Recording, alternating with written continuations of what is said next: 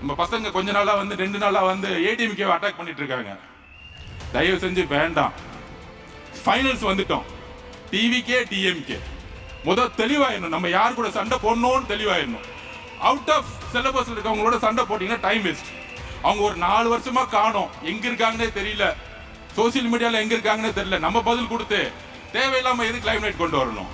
ADMK already காணா போயிடுச்சு. ஏடிஎம்கே தலைமை மேலே மக்களுக்கு நம்பிக்கை இல்லாத பொழுது அந்த தலைமை உருவாக்கக்கூடிய 10 பேரை நம்ம நம்பி நம்ம திட்டி நம்ம என்ன பண்ண போறோம்? ஆளாளுக்கு என்ன பேசிட்டே போட்டோம். ஒன்லி நம்ம டார்கெட் தலைவர் சொன்ன மாதிரி டிஎம்கே டிஎம்கே டிஎம்கே. சென்னை எல்லோருக்கும் ஒரு முகவரி. திருச்சியில படிச்சுட்டு சென்னையில 1999 இருந்து இங்க இருக்க நேரு ஸ்டேடியத்தோட ஸ்போர்ட்ஸ் ஹாஸ்டல்ல வந்து பயணம், கவர்மெண்ட் ஸ்போர்ட்ஸ் ஹாஸ்டல்ல என்னோட பயணம் ஆரம்பிச்சிச்சு. அன்றையிலிருந்து சென்னை என்னுடைய முகவரி, என்னுடைய இருப்பிடம். பிறப்பிடம் திருச்சி, என்னுடைய முகவரி சென்னை. இங்கிருந்தான் வளர்ந்தேன், முகவரி கொடுத்தது சென்னை. ஆனா அந்த சென்னை இப்ப எப்படி இருக்கு உங்களுக்கே தெரியும். இந்த சென்னையில 16 எம்எல்ஏக்கள், 4 அமைச்சர்கள். ஒரு அமைச்சர் நடந்துகிட்டே இருப்பார், முதலமைச்சர் முன்னாடி பின்னாடி. சைதாப்பேட்டை எம்எல்ஏ மா சுப்பிரமணியன். அடுத்தது இந்த தொகுதியோட எம்எல்ஏ திரு உதயநிதி ஸ்டாலின் அவர்கள், துணை முதலமைச்சர். அப்புறம் நம்ம சேகர் பாபு அவர்கள். அப்புறம் நம்மளுடைய முதலமைச்சர் ஸ்டாலின் சார் அவர்கள்.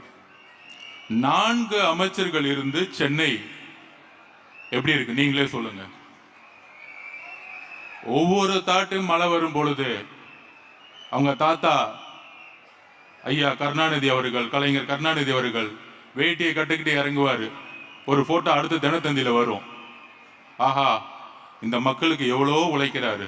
வெள்ளம் வரும் பொழுது சாப்பாடு கொடுக்குறாரு, அரிசி கொடுக்குறாங்க, வேஷ்டி கொடுக்குறாங்க. நம்ம பார்க்கும்போதெல்லாம் தெரியும், பரவாயில்லையே மக்களோட மக்களாக இருந்து இவ்வளோ கஷ்டப்படுறாங்களே வெள்ளம் வரும் பொழுது. சரி, ஓகே, அவங்க தாத்தா தான் இருந்தார். அடுத்தது அவர் மகன் வந்தார், ஐயா மு.க. ஸ்டாலின் அவர்கள். அவர் இப்போ பேண்ட் போட்டுக்கிட்டு மலையில் நடந்துக்கிட்டு மக்களோட மக்களாக இருக்கிறேன்னு திருப்பியும் ஒரு செய்தி. அதுக்கப்புறம் அவருடைய பேரன், கலைஞருடைய பேரன் உதயநிதி மழை வரும்போதெல்லாம் இறங்கி நடந்துகிட்டு இருக்காரு. ஆனால் சென்னை வாழ் மக்களுடைய பிரச்சனைகள் தீர்ந்ததே கிடையாது. வேளச்சேரி முதற்கொண்டு, கொளத்தூர் முதற்கொண்டு ஒவ்வொரு ஏரியாவும் மழை வரும் பொழுது நம்ம வந்து வீட்டை விட்டு வெளியே இருக்கக்கூடிய நிலத்தில் இருக்கோம். கிட்டத்தட்ட 40% ஸ்லம்ஸ், சேரிகள் அதிகமாக இருக்கு. குடிசை மாற்று வாரியம் உருவாக்கப்பட்டது. அதோட பேரை மாத்திட்டாங்க இன்னைக்கு. ஆனால் இன்னைக்கு சென்னை மாறி இருக்கா? பூர்வக்குடி மக்களா இருக்கக்கூடிய ஒடுக்கப்பட்ட ஆதி திராவிடர் மக்களுடைய நிலைமை மாறி இருக்கா? இன்னைக்கு எதுவுமே மாறல. ஒவ்வொரு வருஷமும் கூவத்திலையும் அடையாறுலையும் வெள்ளம் வரும் பொழுது மக்கள் எப்பயுமே வெளியே வந்துட்டே இருக்கிறாங்க. இப்ப இந்த 16 தொகுதியிலும் அவங்களுக்கு ஒரு நினைப்பு இருக்கு. 1962 இருந்து சென்னை திமுகவோட கோட்டை, யாராலையும் அசைக்க முடியாது அப்படின்னு ஒரு பிம்பத்தை உருவாக்கி வச்சிருக்காங்க. அதற்கான ஒரு ரவுடி பலம், அதற்கான ஒரு பண பலம், இதையெல்லாம் தட்டி கேட்டா அடுத்த செகண்ட் காவல்துறையை வச்சு அடக்குமுறை. இங்க இருக்க மாவட்ட செயலர் சொன்னாரு, இங்க இருக்க சிற்றரசு துணை முதலமைச்சர் பெயரை சொல்லிக்கிட்டு எந்த அளவிற்கு இங்க வந்து செயல்பட விடாம நிப்பாட்டுறாருன்னு. அதிகாரமும் பணபலமும் இந்த தேர்தல்ல 26 எங்க அண்ணன் தலைவர் முதலமைச்சர் ஆறும் பொழுது உங்களை எப்படி தூக்கிறீன்னு எங்களுக்கு தெரியும்.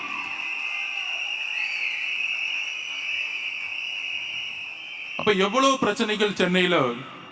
ஒரு இலவச பேருந்துங்கிறாங்க, சொன்ன டைமுக்கு பஸ் வராது, நம்மளால ஒரு இடத்துல இருந்து இன்னொரு இடத்துக்கு போக முடியாது. இதுல வட சென்னை ஒரு மாதிரியும், சென்னை தென் சென்னை ஒரு மாதிரி இருக்கும். மத்திய சென்னை ஒரு மாதிரி இருக்கும். வட சென்னைக்குள்ள பெரும்பாலும் சேரிகளும் ஸ்லம்ஸ் மட்டும்தான் இருக்கும். அங்க ஒரு முன்னேற்றமும் கிடையாது. ஒரு சரியான மருத்துவமனை இருக்கா? சரியான பள்ளிக்கூடம் இருக்கா? இந்த திமுக வட சென்னை மக்களை எந்த அளவிற்கு தவறா யூஸ் பண்றாங்கன்னு உங்களுக்கு தெரியும். வட சென்னை தென் சென்னையில இருக்கக்கூடிய முன்னேற்றம் ஏன் வட சென்னையில இல்லை? அப்ப இந்த சென்னையுடைய முன்னேற்றம் ஒட்டுமொத்த நிர்வாக சீர்கேடு. ஐயா ஸ்டாலின் அவர்கள் மேயரா இருக்கும்போது சொன்னார், சிங்கப்பூரா மாத்துவேன் அப்படின்னு சொன்னார். மக்கள் நம்மளே மேயராக்குனாங்க. அடுத்து துணை முதலமைச்சர் ஆனார். இல்ல இந்த சென்னையை சிங்கப்பூரா மாக்குவேன்னு சொன்னார். அடுத்தது ஐயா ஸ்டாலின் அவர்களே, இன்னைக்கு நீங்க முதலமைச்சராகவும் ஆயிட்டீங்க. ஆனால் ஒவ்வொரு வருஷமும் மழை வரும் பொழுது கொடையை எடுத்துக்கிட்டு நீங்க மட்டும் வந்து வாக்கிங் போயிட்டு ஒரு நடிப்பை மட்டும்தான் கொடுத்துட்டு இருக்கீங்க. ஆனா சென்னை மக்களுடைய வாழ்க்கை மாறினதா வரலாறு கிடையவே கிடையாது. ஆனால் இந்த தேர்தல் சென்னை மக்களுடைய வாழ்க்கையை மாற்றும். நீங்க சொல்றீங்களே பெரிய பெரிய அமைச்சர்கள் இவங்களுக்கெல்லாம் தேர்தல் தெரியும், தேர்தல் வேலை நல்லா செய்ய தெரியும். மாண்புமிகு மாவட்ட செயலர் அவர்களே, எதை பத்தியும் கவலைப்படாதீங்க. தலைவருடைய ஒரு முகம் போதும், தலைவருடைய ஒரு முகம் போதும். அவர்கிட்ட உண்மை இருக்கு. ஒரு 2 நாள் முன்னாடி தலைவர் பேசும் பொழுது இந்த நாடே அதிர்ந்துச்சு. எப்படி அதிர்ந்துச்சு? எடுத்தோடனே ஆரம்பிச்சாரு. 1 மாசமா தலைவர் மேல குற்றச்சாட்டு. அவரு பேசல, அவருக்கு அழுத்தம், அவரு கொஞ்சம் பயந்துட்டாரு, மிரட்டிட்டாங்க, அவ்வளவுதான், சிம்பிள் வராது, தேர்தல் விட்டே போயிடுவாங்க. திமுக எவ்வளவு பெரிய கீழ்த்தரமான பிரச்சாரம் இது. ஒரே ஒரு விஷயத்தை புரிஞ்சுக்கணும், திமுக நம்மளை மட்டும் பார்த்துதான் பயப்படுது. இந்நேரம் 38 டிஸ்ட்ரிக்ட்ல 32 டிஸ்ட்ரிக்ட் தலைவருடைய சுற்றுப்பயணம் படி முடிஞ்சிருக்கணும். ஆனா ஏன் முடியல? தலைவர் எந்த மாவட்டத்துக்கும் போகக்கூடாத ஒரு சூழ்ச்சியை திமுக கரூர்ல உருவாக்குச்சு. அதுதான் திமுகவுடைய சூழ்ச்சி. கரூர் எதனால் ஏற்படுத்தப்பட்டது? திமுகவுடைய முழுக்க முழுக்க சூழ்ச்சி. திருச்சி அரியலூர்ல ஆரம்பிச்சு நாகப்பட்டினம் போய் அப்படியே நாமக்கல்ல வந்து கரூர்ல முடிக்கும் பொழுது திருவாரூருடைய தலைவருடைய கூட்டம் இருக்கே, அன்னைக்குதான் நானே நம்பினேன். கலைஞர் பிறந்த ஊர். கிட்டத்தட்ட எலெக்ஷன்ல நின்னாங்கன்னா 50% ஓட்டு வாங்குவாங்க யார் எம்எல்ஏ நின்னாலும். ஆனால் அந்த மாவட்டத்துல 3 மணி நேரம் ஆச்சு 3 கிலோமீட்டர் கிராஸ் பண்றதுக்கு தலைவர். அதுதான் திருவாரூர் மக்களுடைய அரவணைப்பு. அப்படி ஒவ்வொரு மாவட்டமும் தலைவர் விஜய் அவர்களை அரவணைச்சு. அப்ப இந்த பிரச்சாரம் தொடர்ந்தா என்ன ஆகும்? 32 மாவட்டத்தை நேரம் முடிச்சிருந்தா என்ன ஆகும்? போடு, பிரச்சனையை உருவாக்கு. அதை யாரு ஏற்படுத்தணும்? செந்தில் பாலாஜியை கூப்பிடு, ரவுடியை கூப்பிடு, உருவாக்கு. 3 பேர் சேர்ந்த கூட்டணி. நைட்டே தெரிஞ்சிச்சு பாருங்க. செந்தில் பாலாஜி வேலையை செஞ்ச உடனே மகேஷ் பொய்யாமொழி ஓடி வந்தாரு. மகேஷ் பொய்யாமொழி ஓடி வந்த உடனே காலையில உதயநிதி வந்துட்டாரு. ஏன்? இதுதான் நம்ம பிரச்சாரத்தை முடக்கக்கூடிய மிகப்பெரிய ஆயுதமா அவங்க கையில் எடுத்தாங்க. அந்த பிரச்சாரம் இன்னும் 32 மாவட்டம் நடந்திருந்தா எவ்வளவு பெரிய எழுச்சிகள். ஆனால் அவங்க பண்ணது பெரிய தப்பு என்ன தெரியுமா? தலைவரை டச் பண்ணிட்டாங்க. அந்த கரூர் மக்கள் ஒருத்தர் கூட தலைவரை ஒரு இடத்துல கூட வந்து மனசு வந்து திட்டல. இதுதான் தமிழக மக்களுடைய உணர்ச்சி. உதயநிதி அவர்களே, மகேஷ் பொய்யாமொழி அவர்களே, செந்தில் பாலாஜி அவர்களே, உங்களுடைய 3 பேர் கூட்டணியோடைய சூழ்ச்சி கரூர் மக்களே தூக்கி எறிஞ்சாங்க 30 நாள்ல. அது மிகப்பெரிய பேரன்பா தமிழக மக்கத்துல மாறியது. இந்த திமுக இந்த மாதிரி ஒரு படுபாவித்தனத்தை செஞ்சிருச்சே. பெண்கள் மக்கத்துல மிகப்பெரிய எழுச்சி, ஒரு அன்பு, ஒரு ஆதரவு எங்கிருந்து உருவாச்சுன்னா கரூர்ல இருந்து உருவாச்சு. உங்க சூழ்ச்சியை தூக்கி எறியலாம். ஐயோ அவங்க சூழ்ச்சி பண்ணிருப்பாங்களா அப்படின்னு சில பேர் கேட்பாட்டாங்க. இந்த கரூர் முடிஞ்ச உடனே எஸ்ஓபின்னு ஒண்ணு போட்டிருப்பாங்க, ஒரு சட்டம் போட்டிருப்பாங்க. அந்த சட்டம் பிரிட்டிஷ் கவர்மெண்ட்ல கூட கிடையாது. இந்த சட்டம் என்னத்துமா சொல்லுது? நிகழ்ச்சி ஏற்பாட்டர்கள் பர்மிஷன் வாங்கணும்னா 30 நாளுக்கு முன்னாடி காவல்துறையிட பர்மிஷன் வாங்கணுமா? அதுக்கப்புறம் சட்டம் என்னத்துமா சொல்லுது? நிகழ்ச்சி ஏற்பாட்டர்கள் தான் மக்களுடைய பாதுகாப்புக்கு பொறுப்பான். நீங்க கூட்டிட்டு வர கூட்டம், நேத்து பெண்கள் பாதுகாப்பு மாநாடு ஒன்று நடத்துனீங்களே, நீங்க கூட்டிட்டு வர கூட்டம் லாரியிலையும் வடமாநில தொழிலாளர்களையும் கவர்மெண்ட் பஸ்லயும் கூட்டிட்டு வந்தீங்க. எங்களோட கூட்டம் 10,000 பேர்னா 1,00,000 பேர் வராங்க. அப்ப மக்கள் பாதுகாப்புக்கு யாரு பொறுப்பு?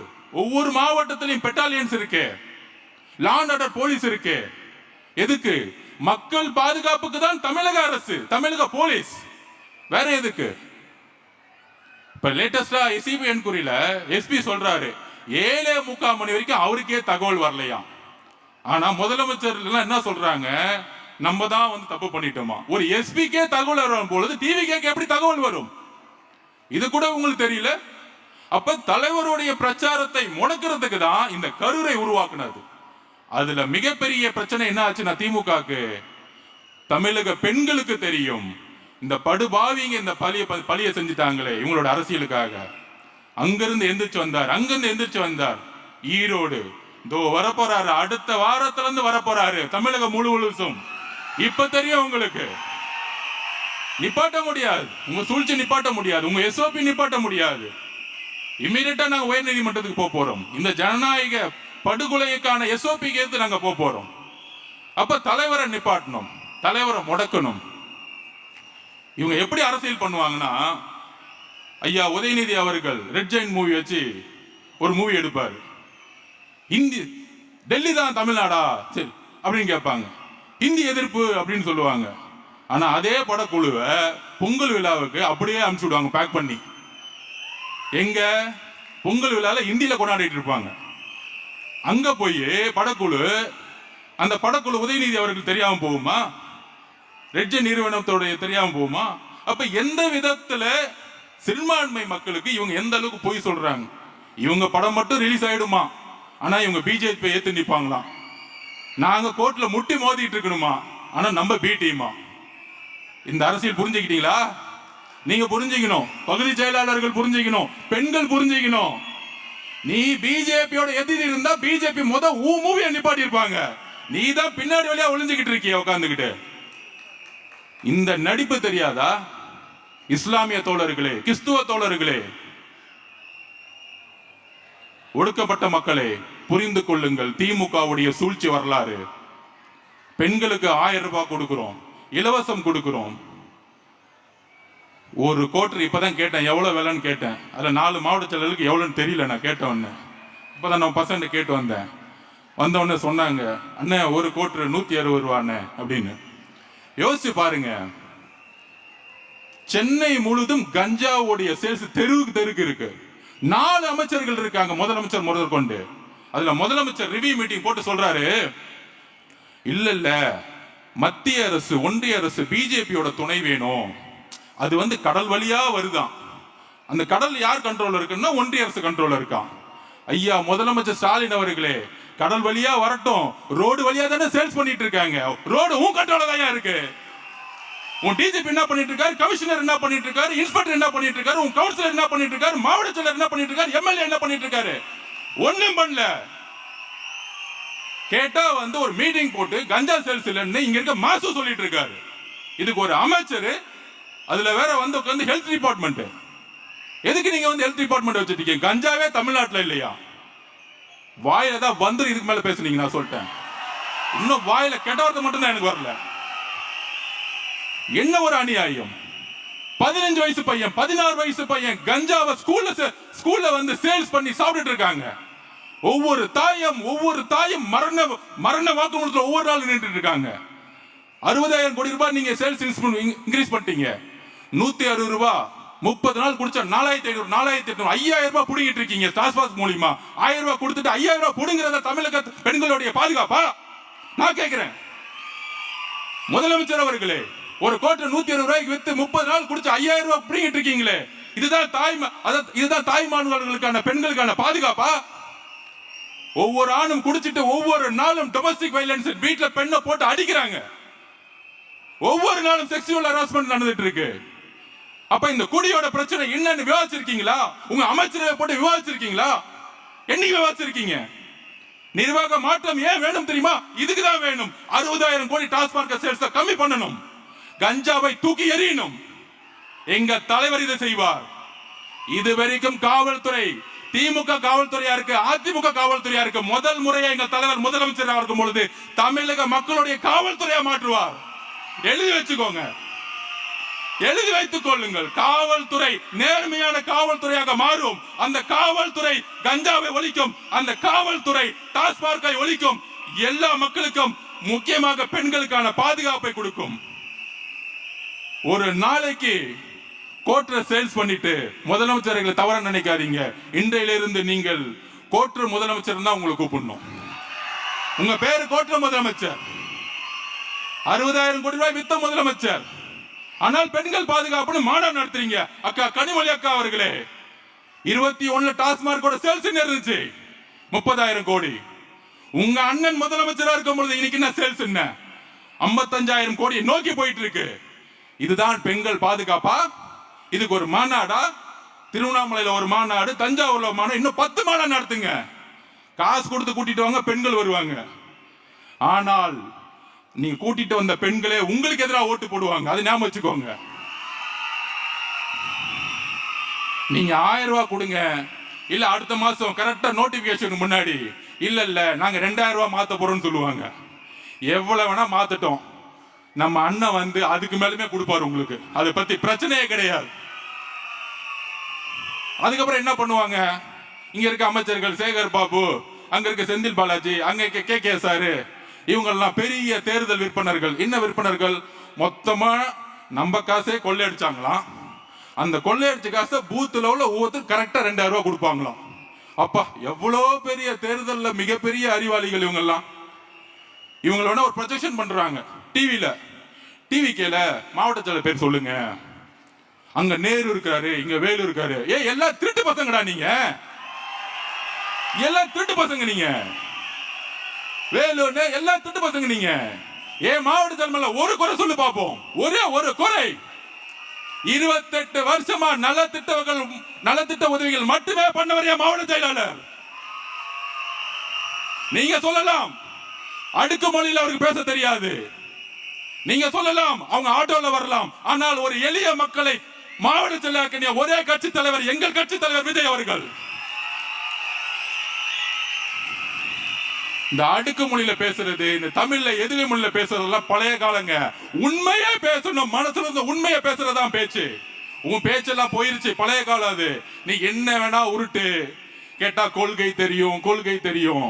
நான் நேத்து கூட பேசினேன், என்னப்பா கொள்கை தெரியும்? கொஞ்சம் செந்தில் பாலாஜியை கூப்பிட்டு பெரியாரை பத்தி ஒரு 2 நிமிஷம் பேச சொல்லு. நான் அரசியல் விட்டே போயிடுறேன். நான் ஓப்பனா சொல்ல 2 நிமிஷம் பேச சொல்லு. பேசினா பேசுவாரு. அந்த பூத்துல மொத்தம் 350 குடும்பம். அந்த பூத்துல 2000 ரூபாய் கொடுத்தா எவ்வளவு காசு வேணும்? அதுக்கு டாஸ்மார்க்ல 10,000 ரூபாய், 10 ரூபாய் புடுங்க, அதுல இருந்து நான் எடுத்துக்குவேன். அதுல உங்களுக்கு ஃபேமிலி கட்டிங் மினிஸ்டர் தான் உங்ககிட்ட இருக்கிறாங்க, செட்டிங் மினிஸ்டர் தான் உங்ககிட்ட இருக்கிறாங்க.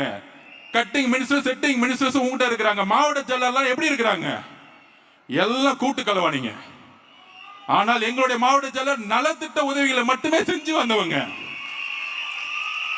நீ எதுல வேணா போ, ரோட்ல நடந்தே பிரச்சாரம் பண்ணி அவங்க ஜெயிப்பாங்க. நீ எதுல வேணா போ, ஓட்டுக்கு 2000 ரூபாய் கொடு, 3000 ரூபாய் கொடு, மக்கள் வாங்குவாங்க.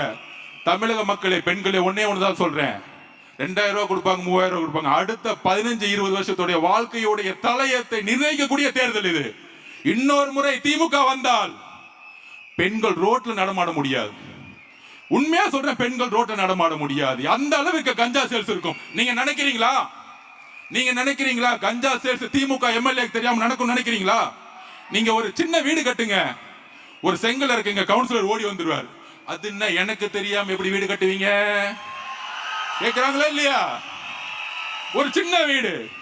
திமுக கவுன்சிலர் பத்தி நான் சொல்றேன், எனக்கு தெரியும் அந்த கட்சியை பத்தி. எம்ஜிஆருக்கு அப்புறம் எனக்கு மட்டும் தான் தெரியும். அது எப்படி வீடு கட்டுறீங்க?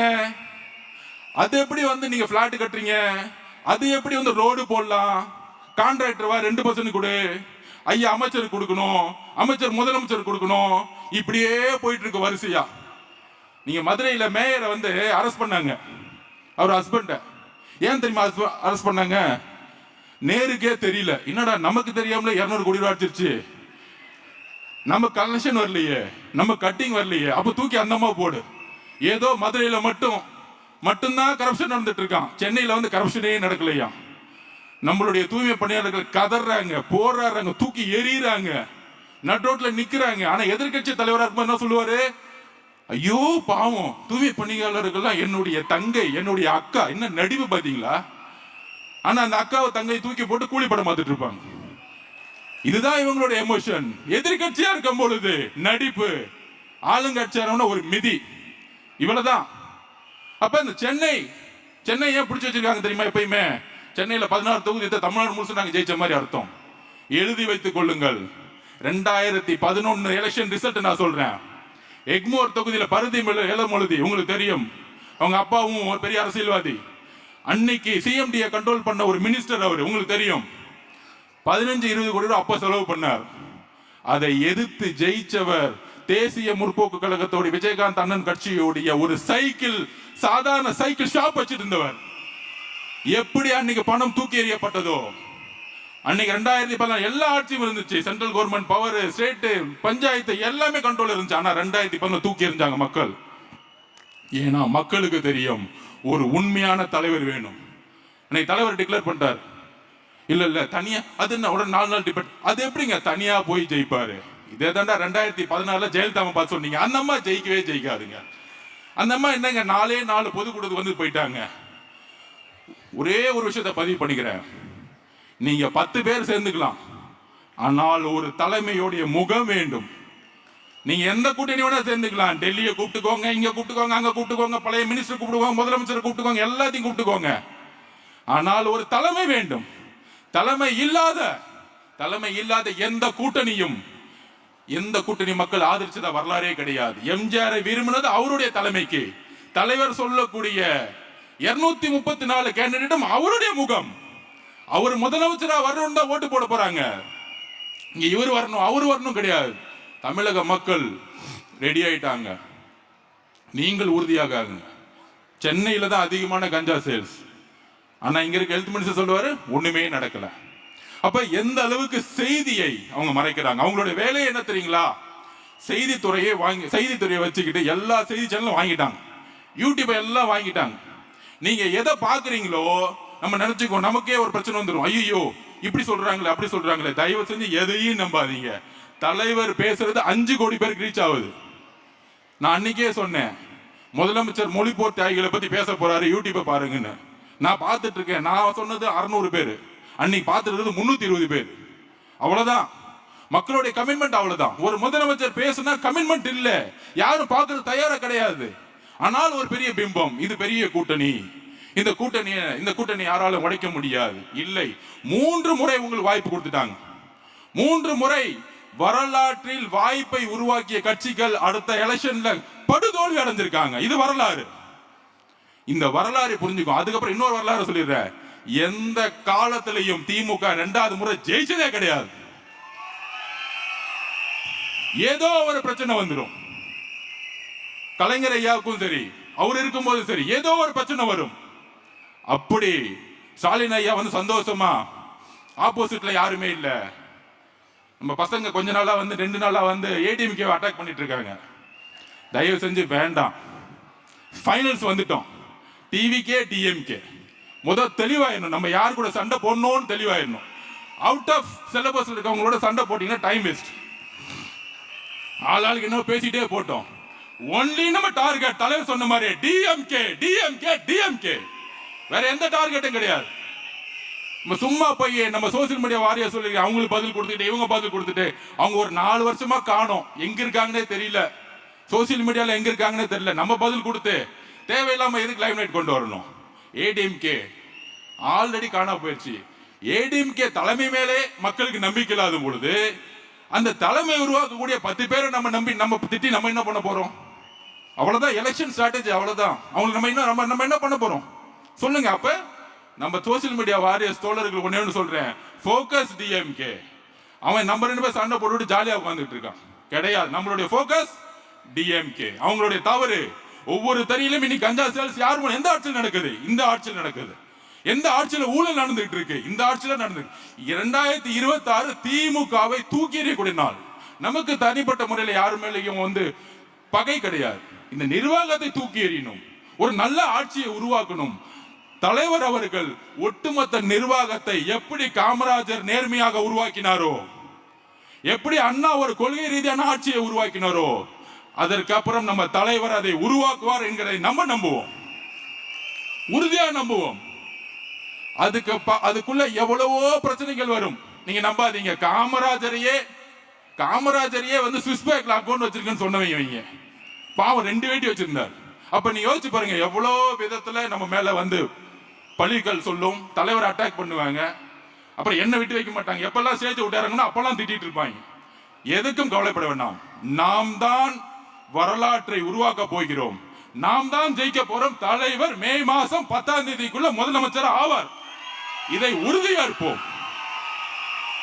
யுத்தம் என்பது நல்லது கெட்டதெல்லாம் கிடையாது. ஜெயிக்கணும், அவ்வளவுதான். யுத்தத்துக்குள்ள வந்துட்டோம், நம்ம ஜெயிச்சே ஆகணும். ஜெயிக்கிறதுக்கான வேலையை மட்டும் நம்ம செய்வோம். அப்புறம் பொதுவாகவே நான் வந்து பெரியார் அவர்களையும் புரட்சியாளர் அம்பேத்கர் அவர்களையும் 15 வயசுலயே வந்து தலைவராக கொண்டு பயணிச்சேன். இப்போ ஒரு 2 நாளா விமர்சனம். நம்ம விமர்சனத்துக்கு பதில் சொல்லணும்ல, ஜனநாயக ரீதியா பதில் சொல்லணும்ல. நம்ம எவருக்கும் பயந்தவங்க கிடையாது. ஏன்னா இங்க நேர்மை இங்க இருக்கு.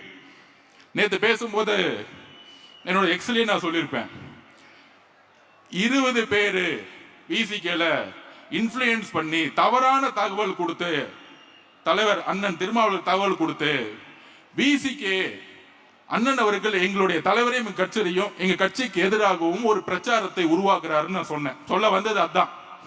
அப்ப பாதிலே கட் ஆயிருச்சு. அது நான் எக்ஸ்லே போட்டுட்டேன். உடனே திமுக உள்ள புந்துட்டாங்க. அண்ணன் திருமாவளவர்களுக்கும் ஆதவர்ஜுனா அவர்களுக்கும் எப்படி ஒரு கழகத்தை மூட்டி உள்ளான்.